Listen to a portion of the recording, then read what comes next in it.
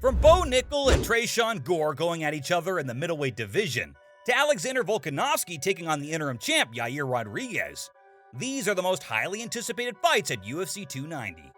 Kicking things off is a very exciting bout between Bo Nickel and Tresean Gore. So far in his UFC career, Nickel's lived up to the expectations, hasn't he? He looks very good, winning 2 quick submissions during Dana White's Contender Series, which earned him a UFC debut against Jamie Pickett. That ended in a sensational win for Nickel. So it's fair to say that he's very much earned his upcoming battle against Tresean Gore, who, on the other hand, hasn't exactly gotten off to the start he wanted in the UFC. That said, Gore isn't a pushover either. He did lose 2 fights in the UFC, but he's also got 4 wins and was unbeaten before he joined the promotion. Nickel, though, doesn't care. He's backing himself to come through with flying colors and expects to win regardless of whether the battle's fought on the feet or on the ground. Bo's very lethal on the ground, so it's not a surprise if Gore avoids going down. But even on the feet, it's going to be a tough challenge for Mr. Vicious. And there's no room for error for him, because if he loses at UFC 290, I personally don't see a way back for him in the promotion. As far as Nickel's concerned, he may be a little extra mouthy from what Michael Chandler's observed. But most of the UFC fighters acknowledge the potential he has, and are backing him to have a big future in the promotion. So it's a big fight for him too. Speaking of the Contender Series successes, there's also Denise Gomes, who has landed her 3rd UFC fight since September 2022. The Brazilian will be taking on Yasmin Haragi of Mexico, and this one won't be easy by any means. You see, Haragi hasn't lost a match throughout her MMA career, and is also unbeaten in both of her UFC fights so far, getting a TK win over Estela Nunes before a unanimous decision win over Yasmin Lucindo. D would need to do something extraordinary to keep Haragi from making it to 3-0 in the UFC. So this is going to be an exciting fight. You see, Gomes isn't one of those fighters that wait around for decisions to fall their way. She goes all in or nothing. That's why throughout her career, 6 of her 9 fights have ended in a knockout. And I'm guessing this won't be any different either.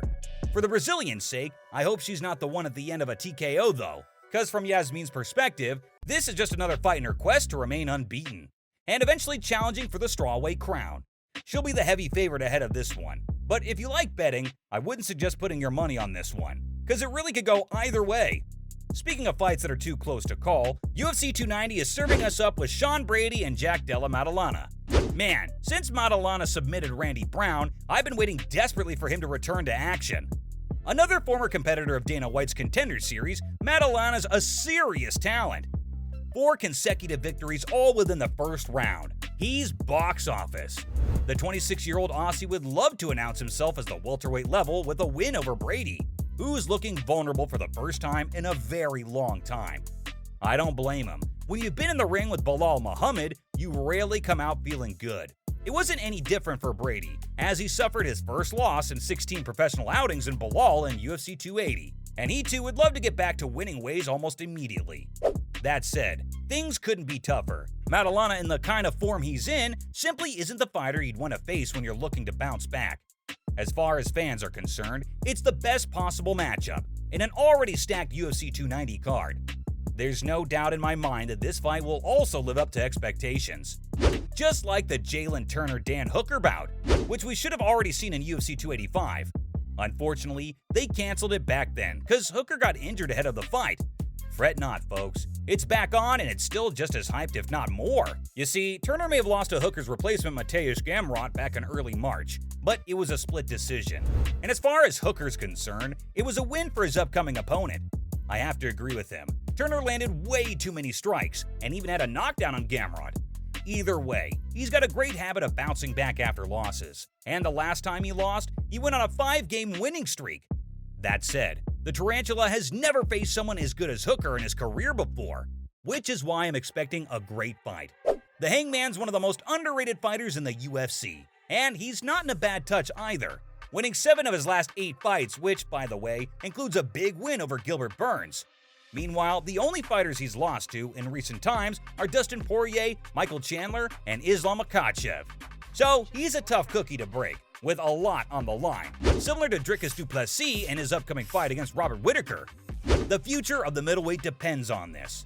Actually, as far as the future of the division is concerned, the UFC and Uncle Dana would be hoping that the du Plessis hype is real, because if it isn't, there's a massive problem to solve for them. The middleweight division is stuck in an awful place right now. Israel Adesanya is the clear champ in the division after his win over Alex Pereira. But Pereira's moved up a weight class, and now that means no one else is good enough to fight him. Before anyone calls out Adesanya, they need to defeat Robert Whittaker, who himself is in the worst place possible. He's good enough to beat anyone in the division, but has lost both his title fights to Adesanya. Would White be tempted to give him another title shot if he defeated Dricus? He'll definitely be demanding it, but Du Plessis isn't going to make it easy. He's already a white boy claiming to be Africa's savior, and that narrative has pissed off many African fighters like Adesanya himself. So he'll have plenty to fight for as well. And should he win against the Aussie, he'll be able to book a fight against Adesanya in Africa potentially. Spicy. But if all this has you excited, wait till I tell you about the co-main event at UFC 290. Oh yeah, the flyweight fight between Brandon Moreno, the champion of the division, and Alexander Pantoja. I'm not gonna lie guys, this is a fight that excites me and many other fans a lot more than the main event itself. That's cause Moreno is sensational, and he's been different gravy since he's got his hands on the championship. The Assassin Baby ended the Davidson Figueiredo chapter once and for all, and now has his eyes set on another chapter from his past, which he'd love to put an end to. You see, Pantoja managed to get a win over Moreno way back in 2018. Moreno back then wasn't as good as he ended up becoming now, but the cannibal made light work of the Mexican, destroying him in a unanimous decision win. Since then, Pantoja's managed to win plenty of other fights, but hasn't been able to land a title fight. But after his recent run of form, which saw him dispatch Manel Kape, Brandon Royval, and Alex Perez, White has given them the fights he wants, mainly cause it reignites their feud. Can Moreno get his revenge and defend his crown once again, or will the flyweight division get a new champion? That said, the main event is gonna be a mad occasion too, cause it's pitting Volks and Yair against one another to unify the featherweight title. Rodriguez's brutal win over Josh Emmett earned him the undisputed title fight, while Volkanovski returns after his unsuccessful super fight against Islam Makhachev. Despite losing to Makhachev, the Aussie will know that if he wants to keep calling the shots, he'll have to shut up the featherweight division once again, and ensure that no one else is good enough in the division to call him out. It was also the first loss of Volka's career since 2013, having won 21 consecutive fights and 3 against Max Holloway. He's not one to back down from a challenge, and he'd be trying his best to stop the rot against Yair. Rodriguez, on the other hand, is in fine form. He's got an unpredictable style of fighting, and he's super fun to watch. Volka, though, isn't someone you can beat just because you're fun, and Yair will know that. He'll need to come up with something truly unexpected to catch Alex by surprise, cause he's seen it all before. But for a card this stacked, it's only fitting to have a brilliant fight like this one headline it.